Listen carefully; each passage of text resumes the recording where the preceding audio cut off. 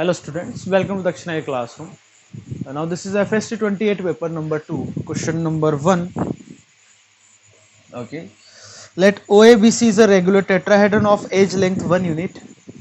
If distance between midpoints of two opposite edges is lambda, then 2 root 2 lambda is. Okay. तो ये आपका tetrahedron दे रखा है आपको, है ना. तो आप इसको ऐसे समझो, रेगुलर टेट्राहेड्रन बोला है इसने, है ना. तो ये टेट्राहेड्रन का बेस हो गया आपको. ठीक है. एक पॉइंट मैंने हवा में लिया, इसको बोल दिया मैंने ए बी और सी. ठीक है. एक हवा में पॉइंट लिया यहाँ से, तो ये इसको बोल दिया कुछ पॉइंट डी या ओ बोल दो. तो ओ से बी ए जाएगा और सी जाएगा. ठीक है. तो इसको यदि हम 2D में बताएं तो कुछ ऐसे दिखाएंगे.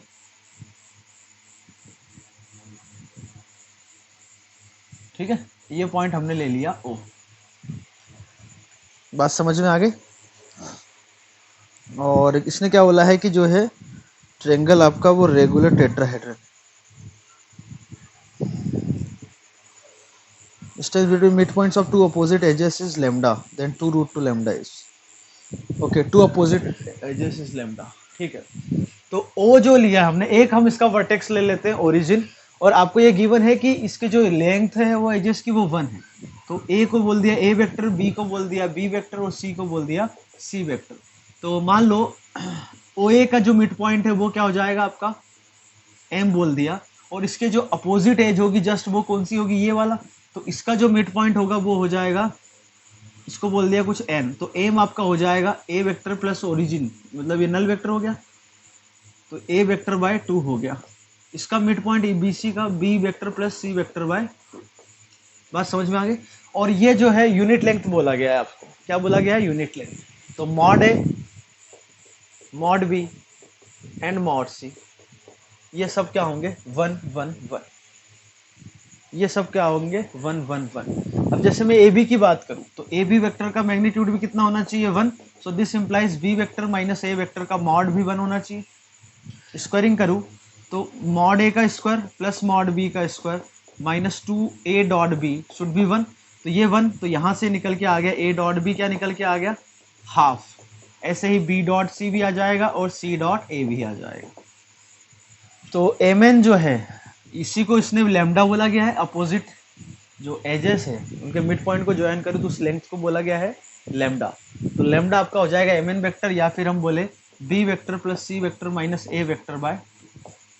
तो इसको ओपन करूँ तो लैम्डा ये हो जाएगा 2 तो नीचे रहेगा, इसका मॉड का स्क्वायर, इसके मॉड का स्क्वायर, इसके मॉड का स्क्वायर 1 माइनस या plus 2 B dot C minus 2 A dot B, open करते आता है हमें माइनस 2 ए डॉट सी.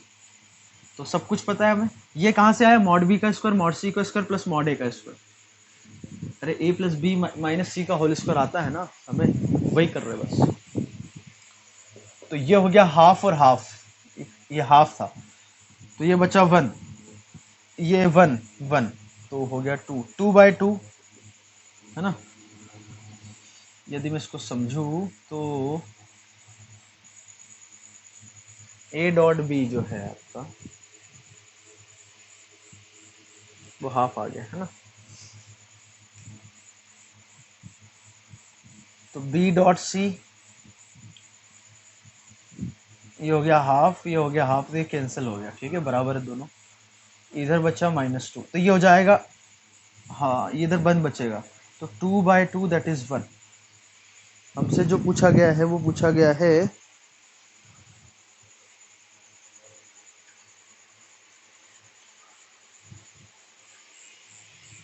अच्छा एक मिनट, यहाँ पे कुछ गड़बड़ी है कैलकुलेशन में हमारी, कि यदि मैं इसका मैग्नीट्यूड निकालूं तो अंडर रूट ऊपर ही आएगा ना, डिनोमिनेटर में तो आपका 2 रहेगा. तो अब मैं देखूं तो अंडर रूट के अंदर की कहानी ये कैंसिल हो गई, यहाँ बच्चा -1, तो under root 2 by 2 that is 1 by root 2. तो रूट 2 लैम्डा हो गया आपका 1. तो हमें क्या निकालना है 2 रूट 2 लैम्डा, मतलब वो हो जाएगा 2. ठीक है. नाउ क्वेश्चन नंबर सेकंड में देखो, point A 3,4,5 lies on the line this, and point B is foot of perpendicular from origin on given line. If the image of point B in this OA is C, then A plus B plus C is equals to. Okay, जो given line है वो 3,4,5 से पास हो रही है, और इसका जो डायरेक्शन वेक्टर है वो के कैप है, मतलब जेड एक्सिस के पैरेलल है। तो कुछ डायग्राम में इसका बना हुआ ऐसे है, ये एक्स एक्सिस ले लूँ मैं और ये ले ली वाई एक्सिस, ठीक है, और ये ले ली मैंने जेड एक्सिस, या इसको बोल दो आप जेड एक्सिस और इसको बोल दो वाई एक्सिस, ठीक है। पॉइंट ए क्या है, 3,4,5, पॉइंट 3,4,5, ये आपका एक स्पेस में पॉइंट है ना, हवा में है, 3,4,5। अब जो लाइन है आर वेक्टर 3i के 4j के प्लस 5k के प्लस लेमडा के, तो इस पॉइंट से पास हो रही है, उसकी जो डायरेक्शन वेक्टर है वो के केप है, मतलब वो जो लाइन है जेड एक्सिस के पैरेलल लाइन है। तो ये बात समझ में आ जानी चाहिए, ठीक है। तो ये जो लाइन है आपकी वो कुछ ऐसी लाइन है,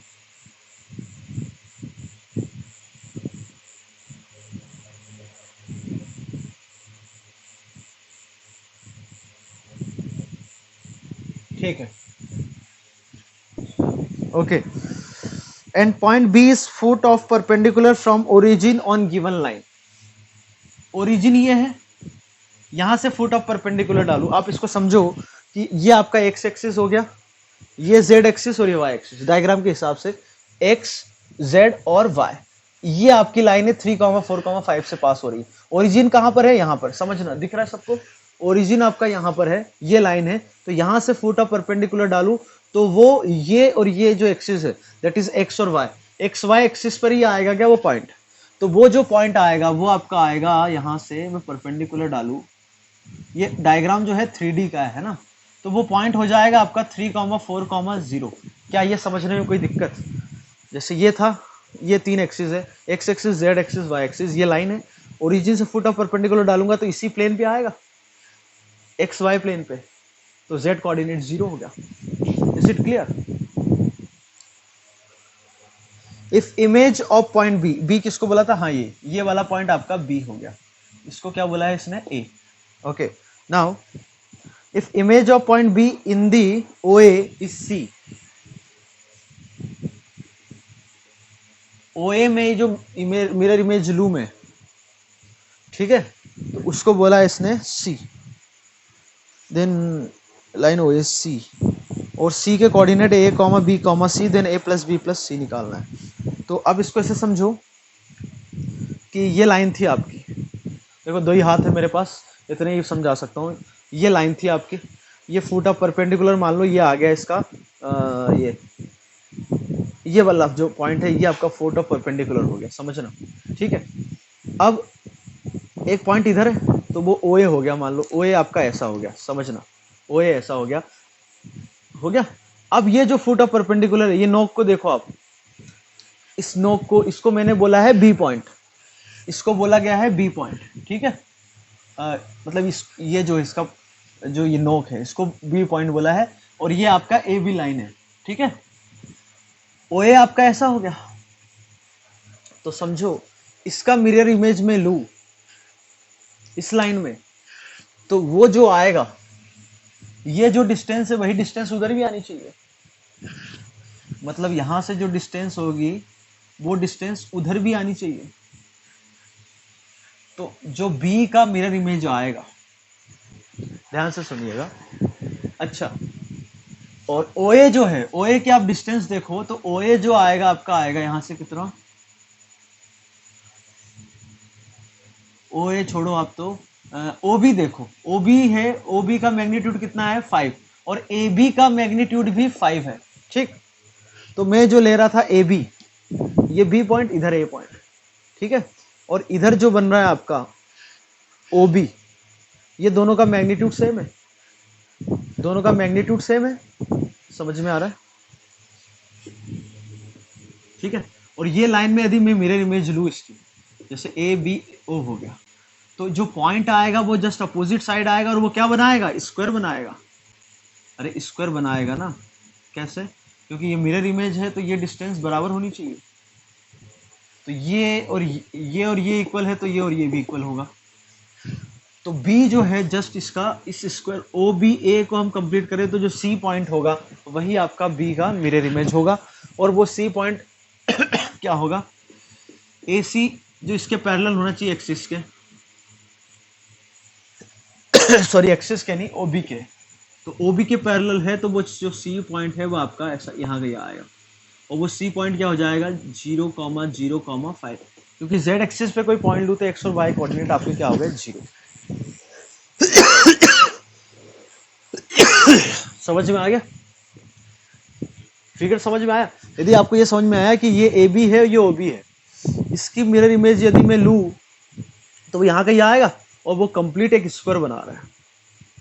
और यदि स्क्वायर बना रहे हैं आप 3D में इसको थोड़ा विजुलाइज करो ऐसा करके, तो ये ओ बी हो गया, ये आपका ए बी हो गया, तो इधर जो बनेगा पॉइंट वो मतलब जेड एक्सिस पे आएगा आपका, क्योंकि ये सब भी ये 5 और 5 था तो ये भी 5 और 5 होना चाहिए। तो 5 कब होगा जब ये 0,0,5। ओके, तो ये आपका क्वेश्चन नंबर 2 हो गया। Now question number 3।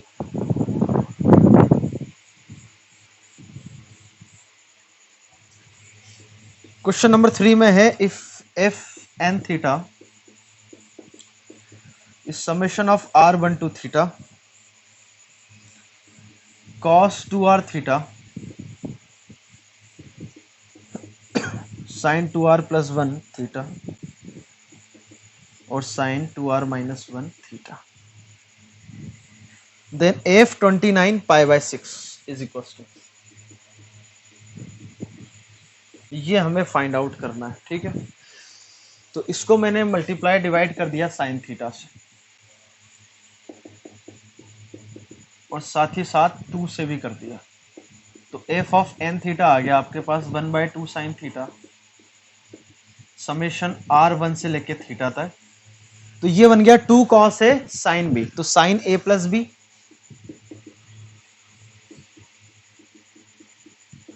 Minus sine B minus है, तो sign 2r minus 1 theta.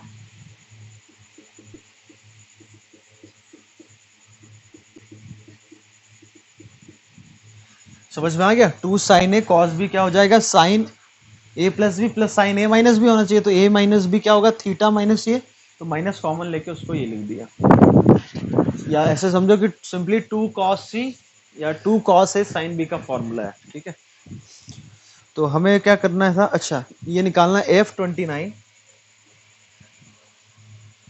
Pi by 6 is, ठीक है, तो f ऑफ n थीटा यदि हमें निकालना है, ये r1 से कहां तक जा रहा है n तक जा रहा है, यहां थीटा लिख लिया हमने, ये n तक जा रहा है।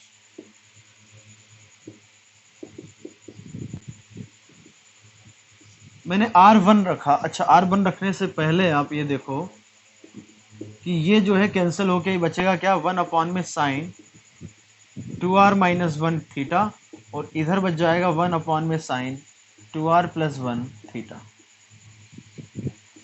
ओके, अब इसको आप ध्यान से देखो तो ये VR लिखा हुआ है, तो ये लिखा हुआ है r की जगह r प्लस 1 से रिप्लेस करूँ तो काम हो जाएगा, ये हो गया 1/2 साइन थीटा, r1 रखा तो v1 माइनस v2 हो गया, देन उसके बाद 2 रखा तो v2 माइनस v3 हो गया, ऐसे ही n तक गया तो vn माइनस vn प्लस 1। तो कौन कौन से टर्म कैंसिल हो रहे हैं इसमें, ये वाला है, तो ये सब कैंसिल हो जाएंगे, बचेगा क्या vn और vn प्लस 1। तो इसका मतलब ये हुआ कि f ऑफ n थीटा आपका आ गया 1/2 साइन थीटा, v1 बचा मतलब r की जगह 1 रख दो तो ये हो जाएगा 1 साइन थीटा। ठीक है, और n प्लस 1 मतलब r की जगह में यहाँ n रख दो तो साइन 2n प्लस 1 थीटा। थीटा पाई बाय 6 है और n जो है 29 है।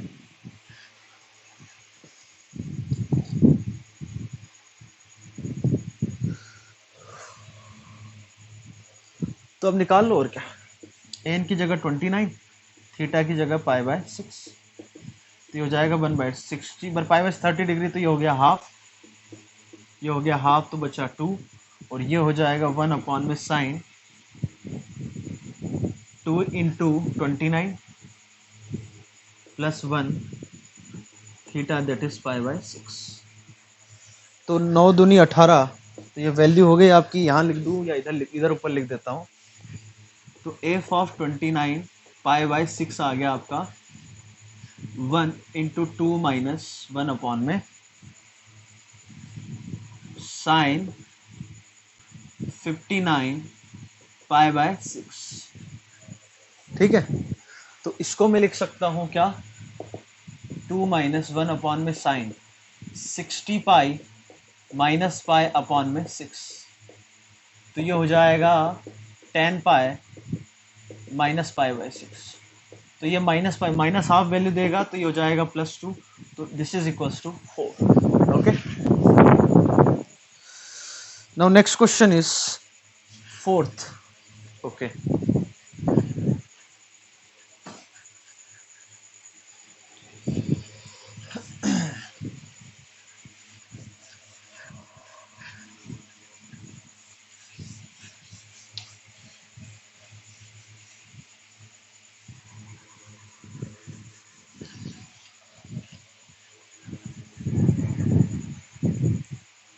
okay, next question है 4।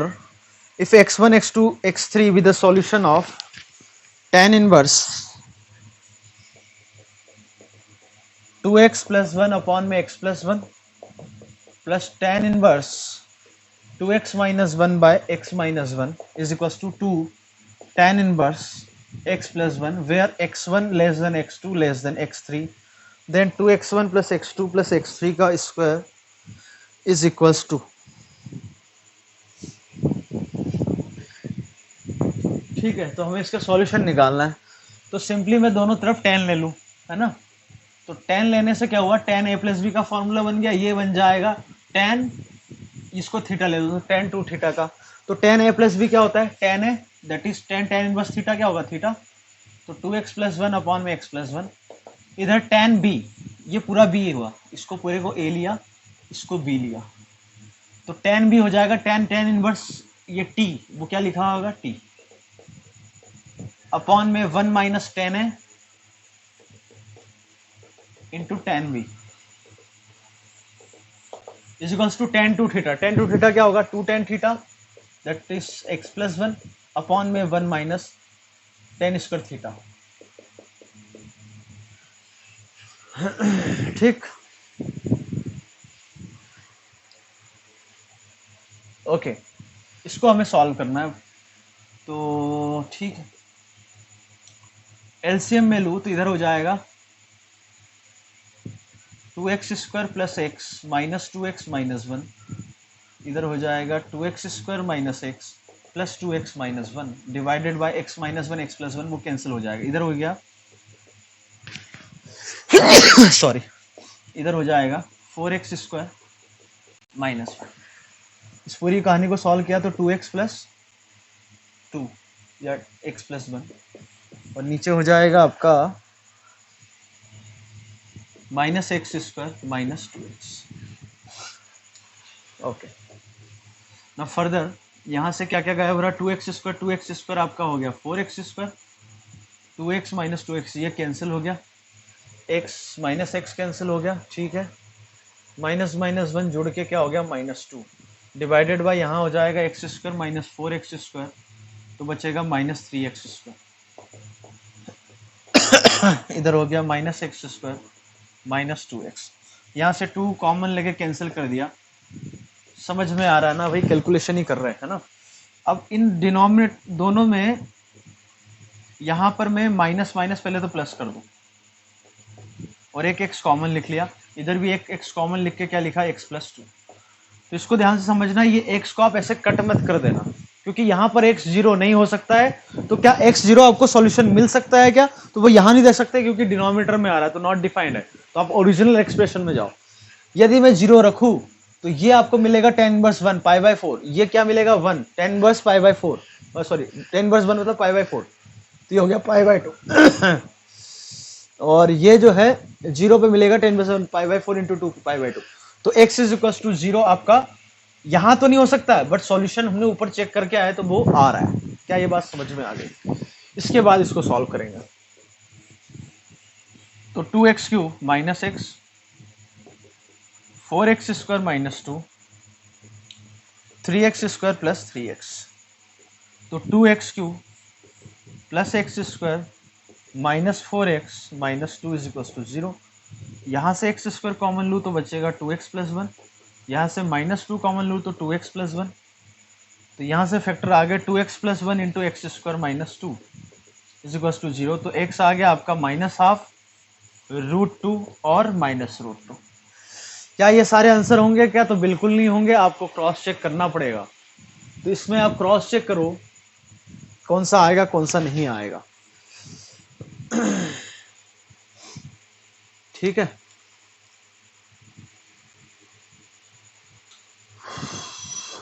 -12 रख के देखो सेटिस्फाई कर रहा है नहीं कर रहा है। √2 देख सेटिस्फाई कर रहा है नहीं कर रहा है, -√2 कर रहा है या नहीं कर रहा है। इन तीनों में से एक नहीं करेगा क्योंकि एक 0 है। ठीक है, तो x1 x2 x3 आपके आ जाएंगे, इस ऑर्डर में लिख देना। सबसे छोटा x1 हो गया, फिर x2 और फिर सबसे बड़ा x3। समझ में आ गया? यहां ये आंसर आपका नहीं है, यहां अभी क्रॉस चेक करना जरूरी है। हाँ, -12 रखो, फिर √2 रखो, फिर -√2 रखो। ठीक है, ये पता होना चाहिए आपको क्यों ऐसा होता है। Now next question is 5। Number of solution of √ sin x is equals to 10x in 0 to 2 pi is equals to. Okay, सबसे पहले बात तो √ sin x और 10x, तो साइन आपका जो होना चाहिए वो ग्रेटर देन इक्वल टू 0 होना चाहिए। यदि ये नॉन निगेटिव है तो ये भी नॉन निगेटिव होना चाहिए, तो 10x भी ग्रेटर देन इक्वल टू 0 होना चाहिए। तो यदि 10 और साइन दोनों पॉजिटिव है तो जो थीटा आपका आएगा सिर्फ और सिर्फ किस क्वाड्रेंट में आएगा? फर्स्ट क्वाड्रेंट में। तो यदि ऐसा है तो उसके बाद हम स्क्वायरिंग कर दे तो sin x हो जाएगा tan square x, tan square x को लिखे तो sin स्क्वायर x अपॉन में cos स्क्वायर x। तो यहाँ से एक फैक्टर तो sin x आपका कैंसिल नहीं करना है, sin x 0 हो गया और एक हो गया cos स्क्वायर x, तो उसको लिख दिया 1 minus sine square x is equal to sine x। इसको सॉल्व किया हमने तो sin square x plus sine x minus 1, इसमें सीधाचार लगा के निकाला तो -1 plus minus b² minus 4ac divided by 2। तो sin x की वैल्यूज आ रही है 2, एक तो ये आ रही है और एक आ रही है ये। ठीक, तो 0 से 2 पाई में यदि हम बात करें, 0 से 2 पाई में बात करना है और सिर्फ फर्स्ट क्वाड्रेंट में बात करना है ना। तो एक्सेप्ट दिस sin x यदि 0 है तो ये 0 कहाँ कहाँ होता है? n पाई पे, तो 0 भी हो सकता है, पाई भी हो सकता है, 2 पाई। ये तीन सॉल्यूशन तो यहां से आ गए। सॉरी, इधर से साइन यदि निगेटिव है तो थर्ड और फोर्थ क्वाड्रेंट, बट सॉल्यूशन जो आएगा फर्स्ट में आएगा, तो ये आपका नहीं होगा। ये पॉजिटिव है तो बिल्कुल, ये तो स्टैंडर्ड वैल्यू भी होती है। तो एक सॉल्यूशन ये हो गया, तो टोटल ये 3 और ये 1, टोटल कितने सॉल्यूशन हो गए? 4। नाउ नेक्स्ट क्वेश्चन इज 6 में देखो, if LCM of 3 natural numbers ABC is p² q² r², where pq are different prime numbers such that number of all possible ordered triplets abc are given by m power n are prime numbers, then m minus 4n is equals to, then find m minus 4n. okay, तो 3 number का यदि LCM आपका p² q² r² है, तो सबसे पहले हम बात करेंगे कि आपको p² कब मिलेगा। p² तब मिल सकता है जब a में भी p² आ जाए, b में भी आ जाए, c में भी आ जाए। कितने केसेस? एक केसेस। और क्या हो सकता है कि p² एक a में आ जाए, इधर p² आ जाए और इधर p पावर 1 आ जाए, ये भी हो सकता है। अब इसमें यह है कि p पावर 1 b के पास भी आ सकता है और a के पास भी आ सकता है। तो यहां से इन तीनों का permutation 3 factorial by 2 factorial, that is 3 cases. अरे समझ में आया कैसे? कि p पावर 1 c के पास आया, बाकी दोनों के पास p², तो b के पास भी आ सकता है और a के पास भी, तो 3 केसेस बनेंगे। और क्या हो सकता है कि p² p पावर 0, तो इसमें भी 3 केसेस, मतलब 2 के पास p² आए, एक के पास p पावर 0 आए, तो ऐसे कितने केसेस बनेंगे? 3। और हो सकता है कि p² p पावर 1 हो जाए और p पावर 1 हो जाए, तो ये भी कितने केस हो गए आपके? 3। पी स्क्वायर हो जाए, पी पावर 1 हो जाए और पी पावर आपका 0 हो जाए, तो यहाँ कितने केसेस होंगे in P square, P power 1, P power 0 का एबीसी में अरेंजमेंट? तो 3 लोगों में अरेंजमेंट 3 फैक्टोरियल दैट इज 6। बात समझ में आ गई? इसमें और कोई केस भूल रहे हैं क्या हम? तो बिल्कुल भूल रहे हैं। कौन सा? पी स्क्वायर हो जाए और पी पावर 0, पी पावर 0 हो जाए, तो ये आपके कितने केस हो जाएंगे? 3। इसके अलावा कोई केस बाकी है क्या? क्योंकि एलसीएम हमें पी स्क्वायर चाहिए, तो पी स्क्वायर कम से कम एक अवेलेबल तो होना ही चाहिए। ठीक है, तो टोटल कितने आ गए? 4 + 3 7 10 10 और 6 16 + 3 19। तो एबीसी में एलसीएम पी स्क्वायर आया, उसके नंबर ऑफ वेज 19 है। सिमिलरली फॉर क्यू स्क्वायर लाने के लिए भी यही करेंगे, आर स्क्वायर लाने के लिए यही करेंगे। तो टोटल नंबर ऑफ वेज हो गया 19 पावर 3। तो एम हो गया आपका 19 और एन हो गया 3। तो 19 - 12 that is 7 is your answer. Question number 7। 7 में देखो क्या है। 7 में बोला गया है if Z1 satisfies the equation mod Z -3 is equals to 4 and Z2 satisfies the equation mod Z - 1 mod Z plus 1 is equal to 3 if M is mod Z1 - Z2 minimum है और कैपिटल M बोला है mod Z1 - Z2 को maximum, then small m plus 2 capital M okay is equals to. ठीक है, तो ये एक लोकस है, हम जानते हैं किसका लोकस है? सर्कल का, जिसका सेंटर 3,0 है, रेडियस 4 है। तो वो सर्कल कुछ ऐसे बनेगा, सेंटर 3,0 और रेडियस 4, तो ये पॉइंट हो गया -1,0। ठीक, और ये एक इलिप्स रिप्रेजेंट कर रहा है जिसके फोकाई है -1,0 और एक फोकाई है 1,0। ठीक है, और 2a जो है 3 के बराबर है। ठीक है, ये पॉइंट जो होगा आपका, इसकी रेडियस जो है 4 है, तो ये पॉइंट होगा 7,0 सर्कल के लिए। ओके, और आपके पास 2a 3 है। 2a 3 होने का मतलब ये हुआ कि मेजर एक्सिस की लेंथ जो है वो 3 है, तो a 3/2 हुआ। सेंटर इसका ओरिजिन है, तो जो आपका इलिप्स बनेगा वो कुछ ऐसा बनेगा।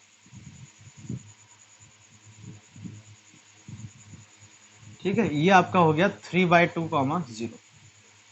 देखो डायग्राम खूबसूरत तो नहीं बना है ना, ये हो गया -3/2, 0। ठीक है, तो मिनिमम डिस्टेंस तो आपकी कौन सी आ गई?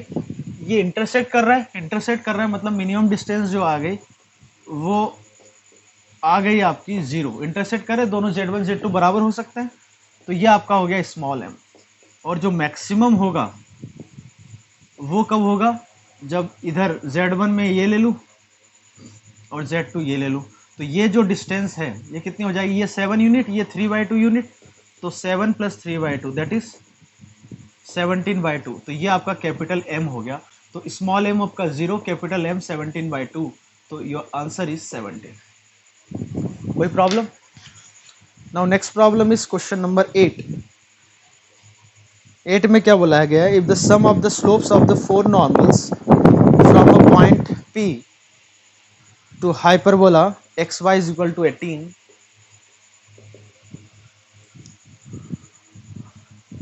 is 2। तो जो नॉर्मल्स का स्लोप है, sum of the slopes of the normal, मान लो नॉर्मल के slope m1 m2 m3 m4 है, वो 2 दे रखा है क्योंकि 4 नॉर्मल बोला है ना। And if locus of P represent 2 parallel lines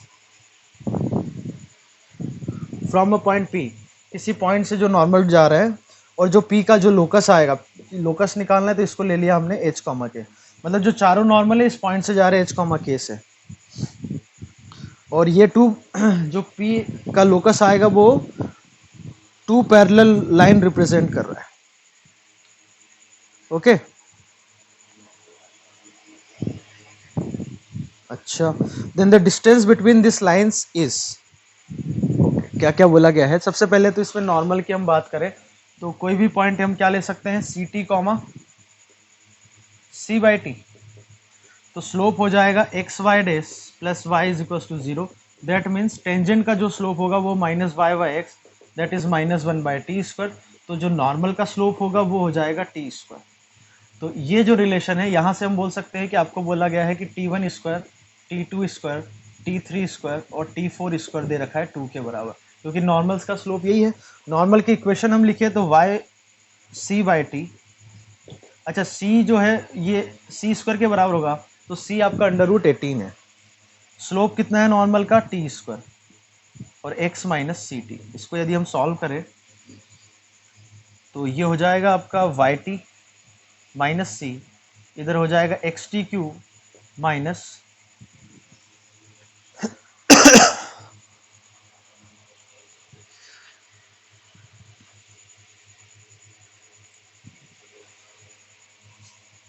T Q, हाँ टी पावर 4। तो जो नॉर्मल की इक्वेशन आ गई है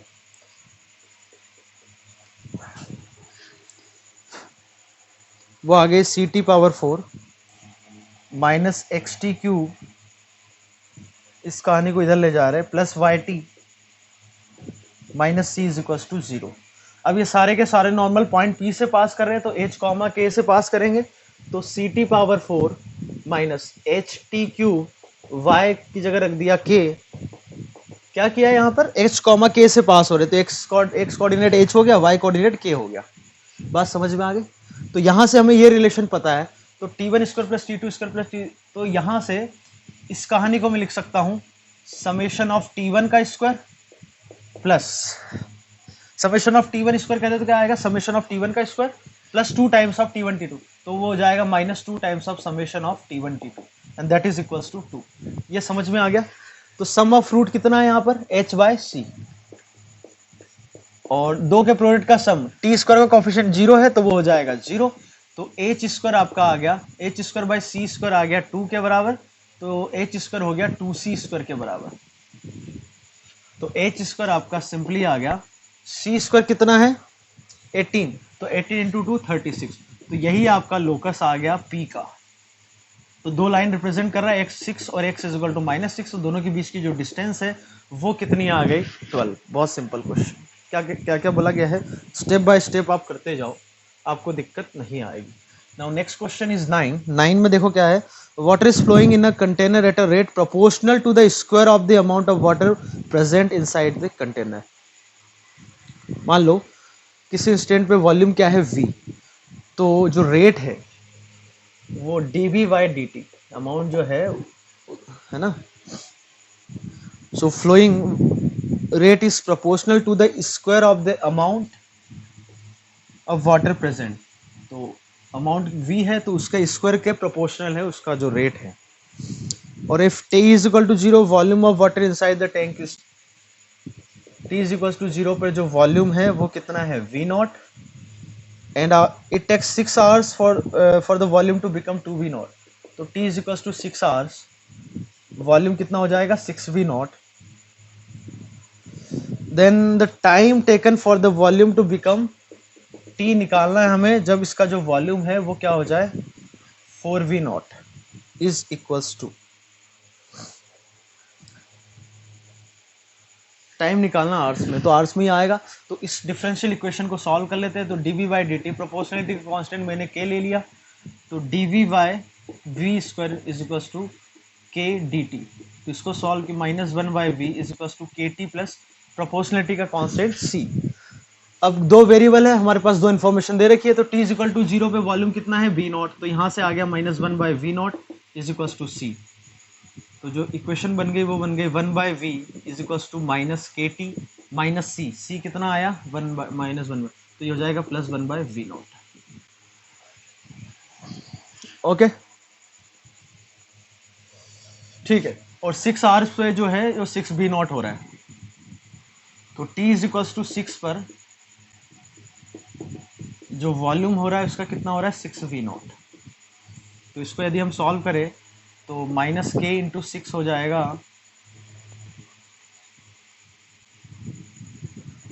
एक मिनट, ये जो होगा वॉल्यूम ना 6v नॉट हो रहा है तो 1 बाय वी लिखा हुआ है, तो ये हो जाएगा 1 by 6v naught minus 1 by v naught, तो माइनस के इंटू 6 हो गया आपका, वी नॉट तो कॉमन आ गया, और -5/6, तो k आपका आ गया 5/36 V0। 5/36 V0।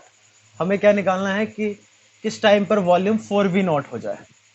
तो बस इस इक्वेशन में या इस इक्वेशन में वॉल्यूम कितना हो जा रहा है 4V0, है ना, माइनस के की वैल्यू ये रख दो 5/36 V0।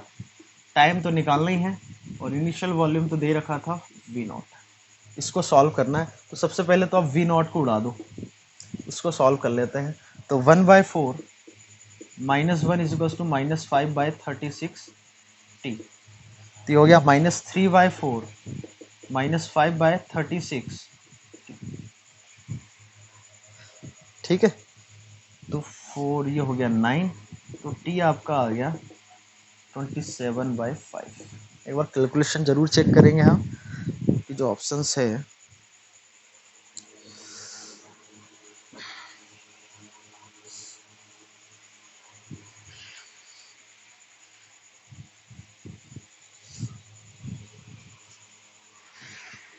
अच्छा यहाँ पर देखो v कितना हो रहा है 6V0 -k6 time equal to 6/1/V0।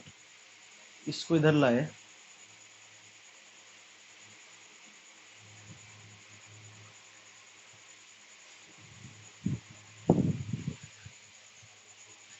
इसका इंटीग्रेशन ठीक था kt + c।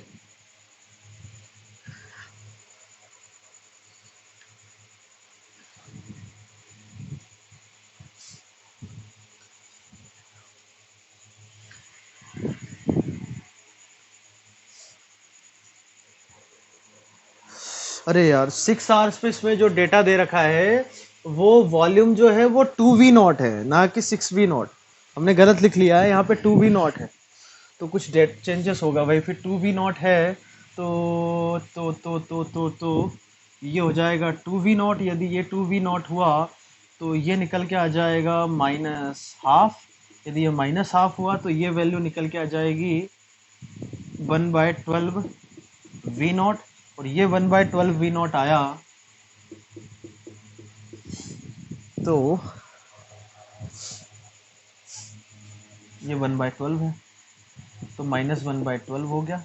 और -1/12 है तो अब हो गया -3/4 -1/2 तो यहाँ से 3 9, तो t आपका आ गया 9 आवर्स। यूनिट क्या होगी आवर्स, क्योंकि आवर्स में चल ही रहा है ये। Okay, now next question is 10। 10 में बोला गया है y आपको दे रखा है। ओके,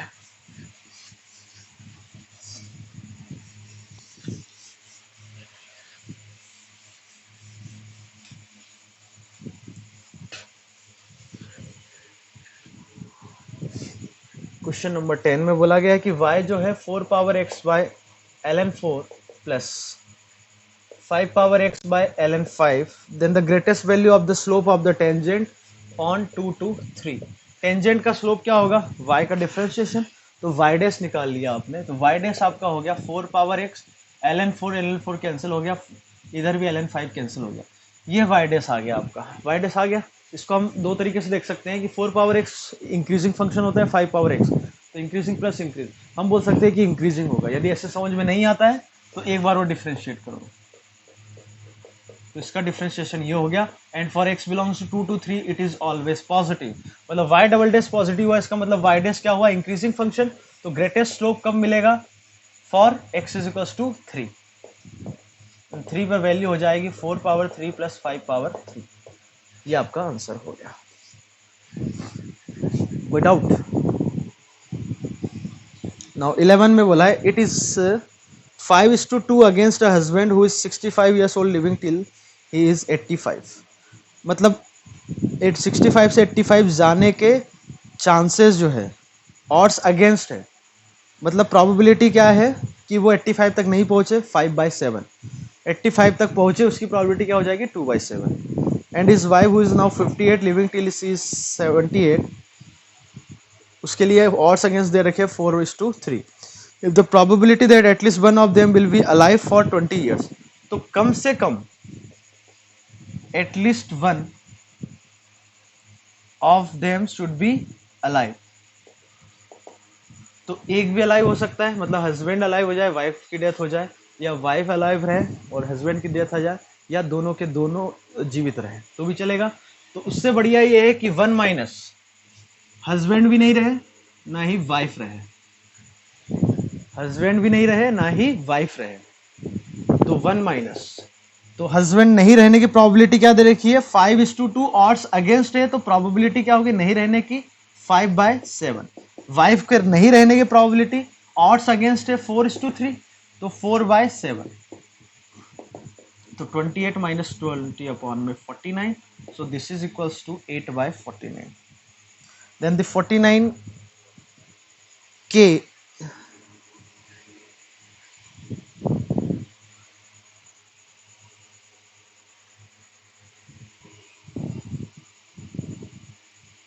अच्छा 20, अरे यार 49 हो गया ना, 49 माइनस 20 हो गया आपका 29, so this is equals to k. तो हमें क्या पूछा गया इसने, 29 के,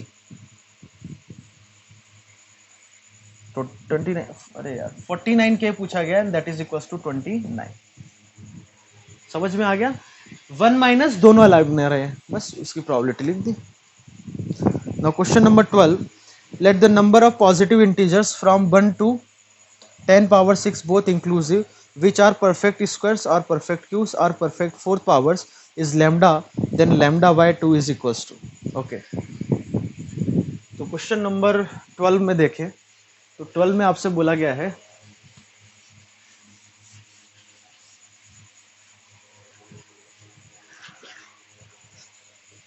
कि आपके पास नंबर है 1 से लेके 10⁻6 तक, तो वो सारे नंबर्स जो किसके स्क्वायर होंगे, वो सारे नंबर्स हम पता कर सकते हैं जिनका स्क्वायर जो होगा 1 से तो बड़ा होगा पर 10⁻6 से छोटा होगा। तो मिनिमम वैल्यू यदि मैं लूँ 1 तो इसका स्क्वायर 1 होगा, और ऐसा मैक्सिमम कहाँ तक जा सकता हूँ, जैसे मैं 10 क्यूब ले लूँ तो इसका स्क्वायर क्या होगा 10⁻6।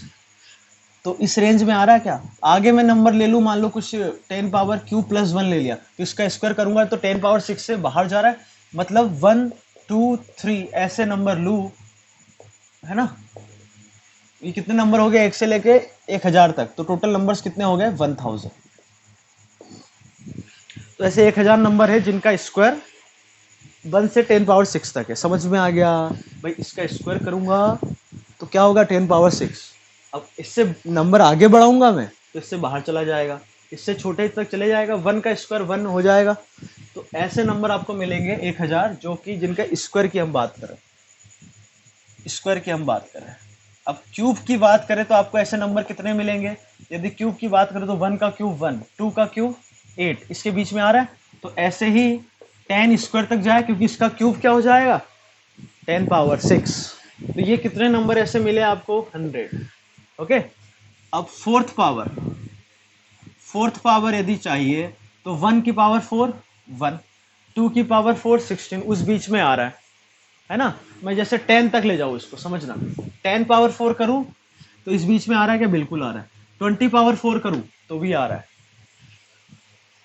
30⁻4 करूँ तो 30 पावर यदि 4 करूँ मैं तो 9 810000 होगा। तो ये हो गया 8.1, या ऐसे हम बोले 0.81 × 10⁻6। क्या ये इससे छोटा नंबर है क्या, तो बिल्कुल है। 30 भी चलेगा क्या, 31 चलेगा क्या, तो 31 चलेगा नहीं चलेगा, इसकी पावर हम 6 करके देख लेते हैं, 6 नहीं 4 करके देख लेते हैं।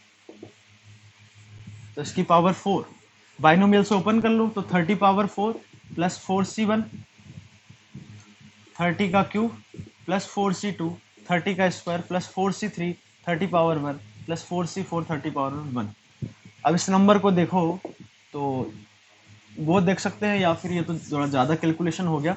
31 का पावर 4 देखें तो 31 स्क्वायर × 31 स्क्वायर कर ले, तो 31 हो जाएगा 1 3 3 9 1, हाँ 961 का यदि मैं स्क्वायर करूँ, समझना 961 का यदि मैं स्क्वायर करूँ तो ये 1000 से कम है इसका स्क्वायर 10 पावर 6 से कम आएगा तो ये एक्सेप्टेबल है, 31 तक जाएगा। क्या 32 जाएगा क्या? तो 32 हम चेक कर सकते हैं, 4 6 6 9, तो ये हो गया 4 2 10। अब ये 1000 से ज्यादा हो गया, इसका स्क्वायर करूंगा तो 10 पावर 6 से ज्यादा जाएगा, तो 32 एक्सेप्टेबल नहीं है। तो कहानी कहां तक जाएगी? 31 तक। तो ये आपको टोटल नंबर्स कितने मिल गए इधर? 31। बात समझ में आ गई? तो जो स्क्वायर है, क्यूब है और फोर्थ पावर है, वो हो गए 1131। क्या इन सबको ऐड कर दूं क्या हमारे आंसर के लिए? टोटल नंबर मिल जाएंगे क्या? तो नहीं कर सकते। क्यों नहीं कर सकते? क्योंकि इनमें भी कुछ कॉमन है।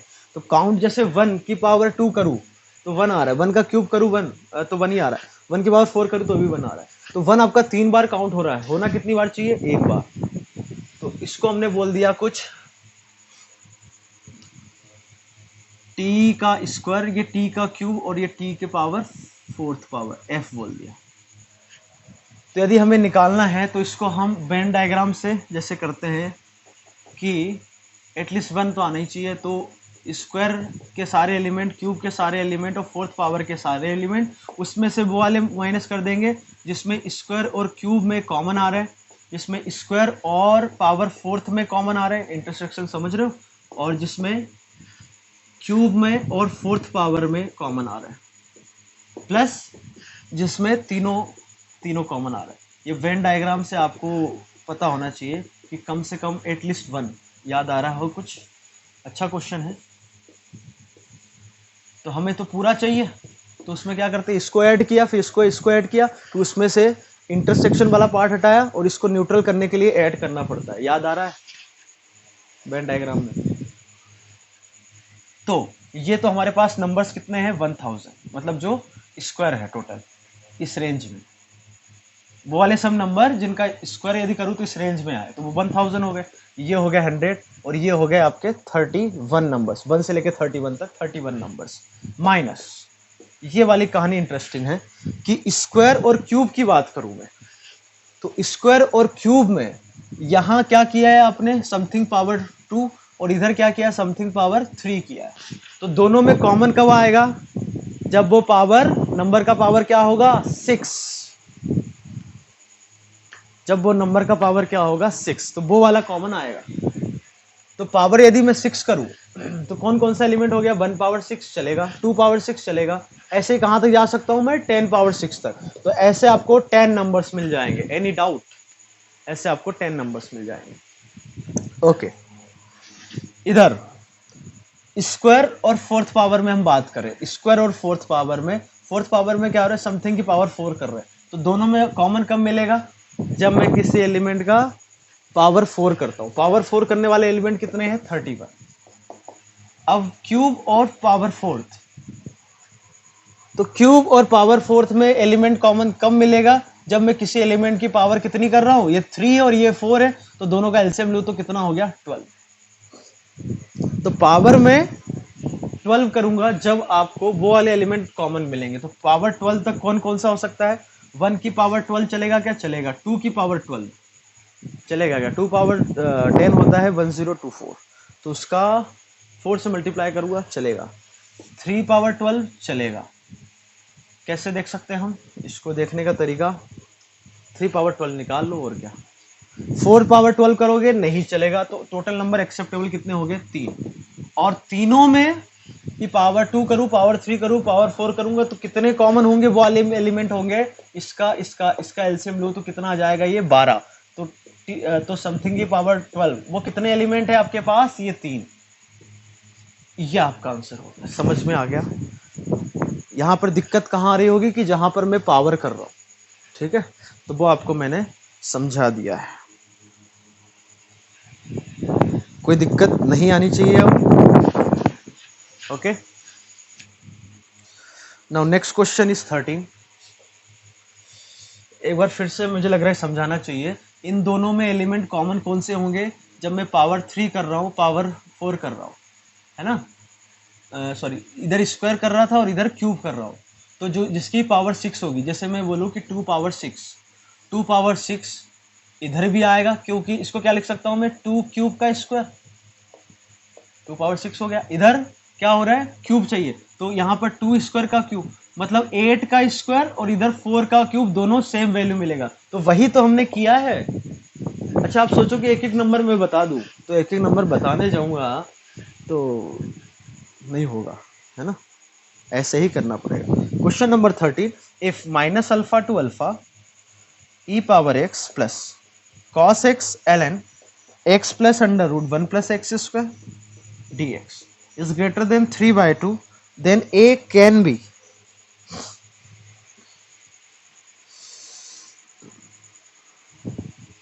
ओके, तो इसको यदि हम देखें, इंटीग्रेशन को मैंने अलग अलग किया, तो E power X D X L N x plus under root 1 plus X. यदि आपकी लिमिट्स जो है माइनस अल्फा से माइनस ए से ए टाइप वाली है, तो हम एक बार ऑड इवन फंक्शन का जरूर सोचेंगे। E power X neither odd nor even, कोई दिक्कत नहीं। कॉस आपका हो गया इवन फंक्शन, है ना, मतलब cos minus X cos X ही होगा, but L N minus L N x plus under root 1 plus x square, ये आपका होता है एक ऑड फंक्शन। तो ऑड इंटू इवन हुआ तो ओवरऑल क्या हो गया, ये आपका ऑड। यदि ऑड हुआ तो माइनस ए से ए का इंटीग्रेशन कितना होगा, 0, so this is equals to 0। तो इसका इंटीग्रेशन हो जाएगा E power X minus alpha से alpha and that is greater than 3/2। तो E power alpha minus E power minus alpha is greater than 3/2। इसको यदि हम सॉल्व करें तो ये हो जाएगा 2 ई पावर अल्फा या ई पावर अल्फा का square minus 3 E power alpha minus 2 greater than 0। इसके फैक्टर्स बन रहे हैं, कौन कौन से बन रहे हैं, -4 है ना, तो 2 ई पावर अल्फा -1 और ई पावर अल्फा +2। यदि हम ऐसा करें तो बन रहा है क्या, 4 माइनस नहीं बन रहा है, तो इधर प्लस कर लो इधर माइनस कर लो। अब बन रहा है क्या, बिल्कुल।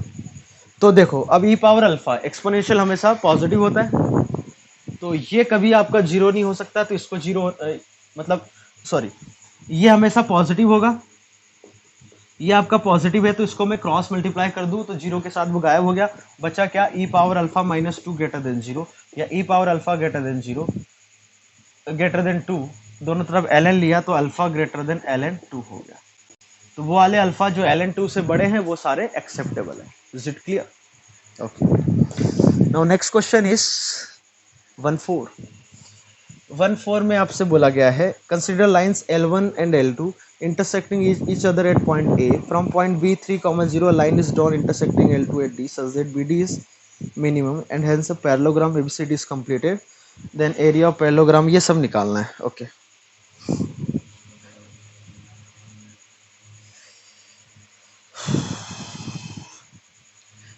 ये दोनों लाइन A पर इंटरसेक्ट कर रही है ना, एक लाइन है आपके पास x प्लस 2y -3 और दूसरी लाइन है x plus y -5 is equal to 0, A पर इंटरसेक्ट कर रही है।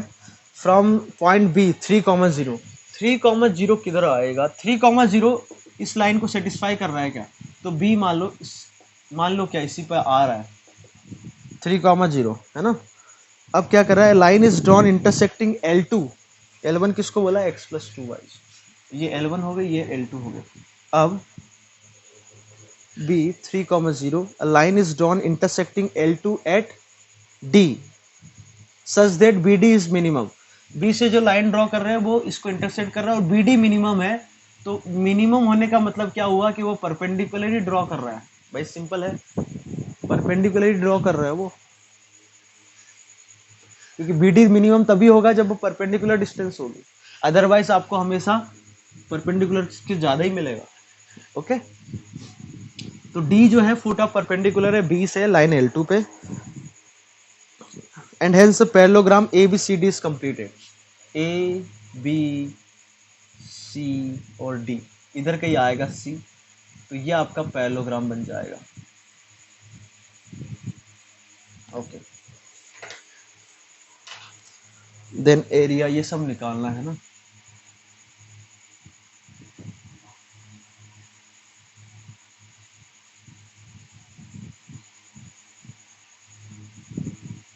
ओके। तो हमें बताना है एरिया ऑफ पैरेललोग्राम ABCD, ठीक है, area of triangle BCD, okay, area of triangle BCD हो गया, and then coordinate of vertex C is, ठीक है। तो आप कर सकते हैं, कैसे कर सकते हैं कि ये पैरेललोग्राम आपको दे रखा है ना, तो फुट ऑफ परपेंडिकुलर निकाल सकते हैं हम यहाँ से, कैसे, x-3/1 इस लाइन पर ना, y-0/1 is equals to minus, foot of perpendicular निकाल रहे 3, 0 रखो, तो ये हो गया -2/a² प्लस b² 2, तो +1, तो x-3 y-0 is equals to +1, तो d हो गया आपका 4,1, ये हो गया 4,4। अब ये पैरेललोग्राम है, तो इसको आप ले लो x, y, ये दोनों का इंटरसेक्शन, अब देखो आगे कर लेना यार, है ना, डी आ गया आपके पास, इंटर पॉइंट ऑफ इंटरसेक्शन आ गया, ऐसे ही सी निकाल सकते हो आप, सी पैरेललोग्राम में सी निकालना कोई बड़ी बात नहीं है। अब इसके बाद जो भी ट्रायंगल पूछा है, ट्रायंगल का एरिया जानते हैं, ट्रायंगल का एरिया है तो उसको 2 टाइम, मान लो ट्रायंगल ABD का एरिया निकाल लिया आपने, उसको 2 टाइम्स करो तो पैरेललोग्राम का एरिया आ जाएगा। तो सारे पॉइंट आप कर सकते हो। आगे बात समझ में? Okay, now next question is 15. Consider the system of the circles x² plus y² minus 2 mod x minus 2 mod y plus 1 is equal to 0. Then which of the following is a true? Total number of radical axes, area of the figure formed by joining center of circles, total number of radical axes, area of figure. अच्छा ठीक है। तो यहाँ पर ध्यान से आप देखो, तो x² को मॉड x का इसको लिख सकता हूँ mod y, mod x mod y लगा है मतलब कोऑर्डिनेट एक्सिस के अबाउट ये सिमेट्रिक आएगा। तो यदि एक सर्कल की बात करूँ मैं, तो सेंटर 1,1 लिया और रेडियस भी 1 हो गई, तो ये इस दोनों कोऑर्डिनेट एक्सिस को टच कर रहा है। इधर भी आएगा ऐसे ही, इधर भी ऐसे ही एक आएगा, और मतलब ये जो डायग्राम बनेगा कोऑर्डिनेट एक्सिस के अबाउट सिमेट्रिक बनेगा, ठीक है। ये डायग्राम बना। अब आपको total number of radical axis चाहिए, तो इन दोनों के लिए जो रेडिकल एक्सिस है वो एक्स एक्सिस है, वही इन दोनों के लिए है। इन दोनों के लिए जो रेडिकल एक्सिस आ रही है वो ये हो जाएगी, और इन दोनों के लिए जो आ रहा है वो भी ये हो जाएगी। तो एक तो एक्स एक्सिस और एक वाई एक्सिस, ये रेडिकल एक्सिस हो गए। इन दोनों के लिए जो रेडिकल एक्सिस होगी वो ये वाली होगी, और इन दोनों के लिए जो रेडिकल एक्सिस होगी वो ये वाली होगी। अरे समझते हो ना radical axis, S1 minus S2। ये क्या बोल दिया सर? अरे यही होता है। तो टोटल कितनी होगी? 1 2 3 4 4, ठीक। तो 4 रेडिकल एक्सिस हो गए, और area of the figure form है joining the centre of the circles. इसको मैं ज्वाइन करके, पूरी सिमेट्री है तो ये आपका स्क्वायर बनेगा। ये सेंटर हो जाएगा 1,1, इधर हो जाएगा -1,1। तो ये लेंथ कितनी हो गई, ये साइड कितनी हो गई 2 यूनिट, ये भी 2 यूनिट, स्क्वायर बनेगा, इसकी साइड 2 है तो एरिया क्या हो जाएगा 2 स्क्वायर दैट इज 4। तो एरिया आ जाएगा आपका 4 units. Okay, now next question number 16 में बोला गया है आपको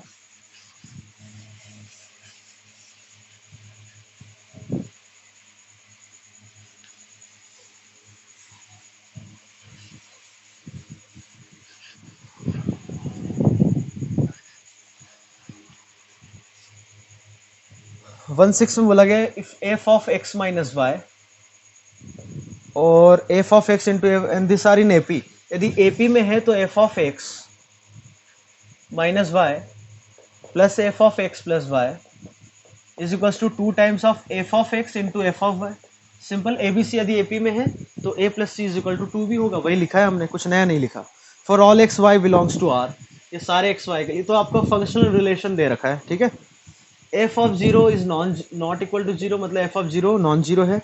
if f of x is continuous derivable for x is equal to x belongs to R, then f of x का इंटीग्रेशन f dash x का integration, अच्छा ठीक। तो सबसे पहले तो x और y, क्योंकि सारे x y के लिए ट्रू है तो जो दोनों जीरो रख दिया, तो f of 0 plus f of 0 इधर हो जाएगा 2 टाइम्स ऑफ f of 0 का स्क्वायर, तो ये हो जाएगा 2 टाइम्स ऑफ f of 0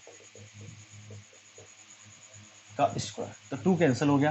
तो यहाँ से आपका आ गया कि f ऑफ 0 या तो 0 होगा या फिर 1 होगा। तो 0 तो उसने नहीं बोला है, तो f ऑफ 0 क्या होगा आपका 1। Is it clear? Now next step कि मैं x को 1 x को रख दूं 0। यदि x को मैं 0 रखता हूं तो यहाँ से आ जाएगा f of minus y plus f of y is equal to 2 times of f of 0 into f of y. F of 0 कितना है 1, तो ये हो जाएगा 2 एफ ऑफ वाई। तो एफ ऑफ माइनस वाई आपका आ गया एफ ऑफ वाई। इसका मतलब कि ये है कि आपका फंक्शन एफ जो है वो एक इवन फंक्शन है, और यदि इवन फंक्शन है तो हमारे पास ऑप्शन, पहला ऑप्शन माइनस ए से A F of X D x का इंटीग्रेशन 0, ये तब होता है जब ऑड फंक्शन होता है, पहला गलत हो गया। दूसरा माइनस ए से F of X D X is 2 times of 0 से एफ ऑफ एक्स, यदि इवन फंक्शन है तो बिल्कुल ये ट्रू है। Third F dash X minus A से 0 उसका इंटीग्रेशन, तो एफ यदि आपका इवन है तो एफ डैश क्या हो जाएगा ऑड, तो तीसरा स्टेटमेंट भी ट्रू है। और फोर्थ में बोला गया है कि f dash minus 3 is equal to minus f dash 3, तो ये तो बिल्कुल ट्रू है क्योंकि एफ डैश आपका ऑड फंक्शन है। नाउ नेक्स्ट क्वेश्चन इज 17 में क्या है देखो, इफ ओके y आपको गिवन है,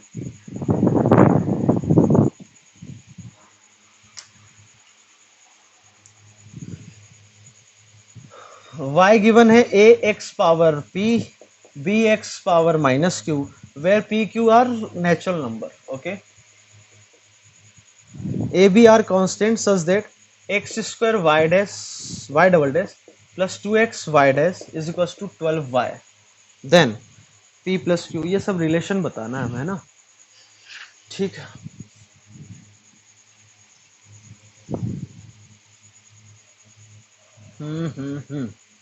इसको मैं डिफ्रेंशिएट करूं, इसको डिफ्रेंशिएट करता हूं तो y डैश हो जाएगा a p x power p minus 1 minus b q x power minus q minus 1। अब एक्स स्क्वायर 2x चाहिए, ठीक है, इसको मैं एक्स स्क्वायर से मल्टीप्लाई करूं तो ये हो जाएगा ए पी एक्स पावर, या फिर हम यहां से देख सकते हैं कि ये जो लिखा हुआ है वो एक्स स्क्वायर वाई डैश का डिफ्रेंशिएशन लिखा हुआ है, या एक्स स्क्वायर से मल्टीप्लाई करूं तो ये हो जाएगा एक्स पावर पी प्लस 1, इधर हो जाएगा x power minus q plus 1। इसको डिफ्रेंशिएट करूं तो ये लेफ्ट साइड में मिलता हुआ दिख रहा है, तो x square y double dash plus 2x y dash, इधर हो जाएगा a p p plus 1 x power p, यहाँ हो जाएगा minus b q minus q plus 1 x power minus q. इसको अब मैं इससे कंपेयर करूं तो यहां पर ये लेफ्ट साइड तो सेम आ रही है, राइट साइड भी सेम होनी चाहिए, तो ये 12y के बराबर है, तो 12y आपका क्या है ये, तो 12a x power p 12b x power minus, दोनों कंपेयर कर लो तो यहां से p into P plus 1 a cancel हो गया 12 के बराबर, और इधर से माइनस इधर यूज कर लिया तो q into q minus 1 is equal to 12। तो इसको सॉल्व किया तो p square plus p minus 12, तो यहां से p निकल के आएगा आपका +4 -4 और 3, ठीक है, ठीक है। इधर से q square minus q minus 12, तो यहां से q निकल के आएगा 4 और -3, और बट p और q नेचुरल नंबर दे रखा है, तो इधर से p होगा 3 और इधर से होगा q 4, नेचुरल नंबर चाहिए ना, तो p3 q 4, काम ही हो गया आपका, ठीक है। पी क्यू आ गया तो आप सारे ऑप्शन चेक कर सकते हैं। नाउ क्वेश्चन नंबर 18,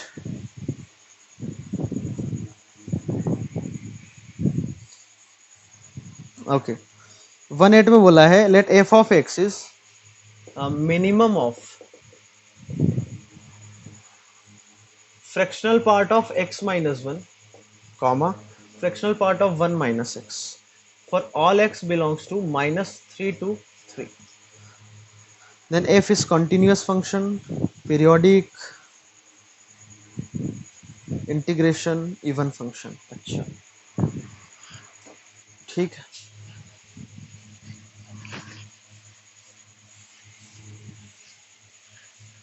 तो इसका मिनिमम चाहिए हमें ना x minus 1, okay.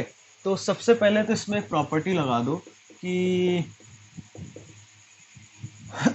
x minus 1 integer है तो उसको मैं इंटीजर फ्रैक्शनल के बाहर निकाल सकता हूँ, तो this is nothing but fractional part of x, और ये क्या लिखा हुआ है -x का फ्रैक्शन, इंटीजर हम बाहर निकाल सकते हैं।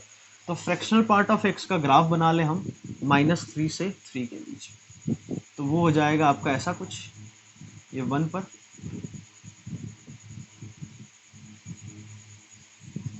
ठीक है। ऐसा इधर भी, ये पॉइंट, ये कौन सी लाइन है, 1। डायग्राम आता है ना समझ में भाई, डायग्राम यदि आ गया तो आपका काम हो जाएगा। अब मैं -x की बात करूं तो x को यदि -x रखता हूं तो पॉजिटिव वाली कहानी निगेटिव में, निगेटिव वाली पॉजिटिव में, तो वो ग्राफ कुछ ऐसा बनेगा।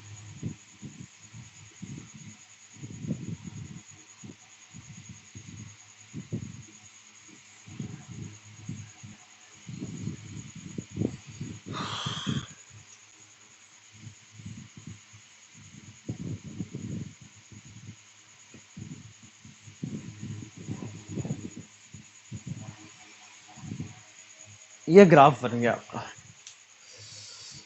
ब्लैक वाला जो बनाया है किसके लिए बनाया है, फ्रैक्शनल पार्ट ऑफ एक्स के लिए। जो ब्लू वाला बनाया है -x का फ्रैक्शनल, मतलब जो कहानी पॉजिटिव के लिए है वो अब नेगेटिव के लिए हो जाएगी। समझ में आता है ना, ये सभी को आ गया, ठीक है। ये ऐसे बोलो कि हमें मिरर इमेज लेना, दोनों तरफ ले ली। अब इसमें मिनिमम चाहिए, मिनिमम लेने का मतलब ये हुआ कि हम यहाँ से चले भाई, छोटा कौन मिला, ये मिला, मिला मिला मिला, उसके बाद ये मिला, ठीक है।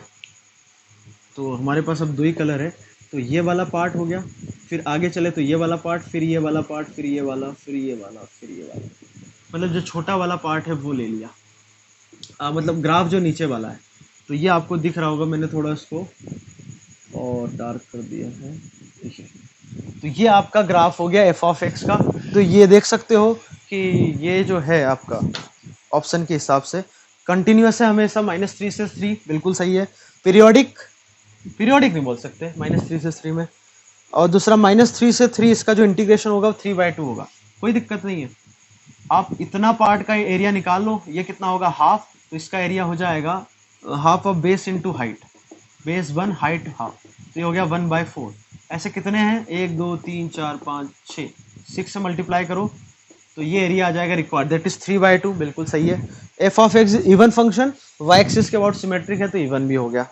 Okay, now last question of this paper, that is question number 19। इसमें देखें, eccentricity of an ellipse whose LR is half of its minor axis. Eccentricity निकालना इलिप्स की जिसकी LR जो है, LR बोले तो हम 2b² बोलेंगे, और वो जो है हाफ ऑफ माइनर एक्सिस की लेंथ, तो माइनर एक्सिस की लेंथ 2b। ये किसके लिए बोला जा रहा है, for ellipse this where a is greater than b। तो इसके लिए जो LR की लेंथ होगी वो 2b² होगी, और माइनर एक्सिस की लेंथ ये, तो हमें इसेंट्रिसिटी निकालना है इसकी, ठीक है। तो ये 2 कैंसिल हो गया, ये एक b गायब हो गया, तो b/a आपका आ गया 1। e² हम जानते हैं कि 1 - b²/a², कुछ गड़बड़ है। b/a जो आया वो आपका हाफ आया, तो 1 माइनस ये हो जाएगा 1/4, तो e² हो गया 3/4, तो e हो गया √3/2, and this is your answer. Okay, so this was FST 28 paper number.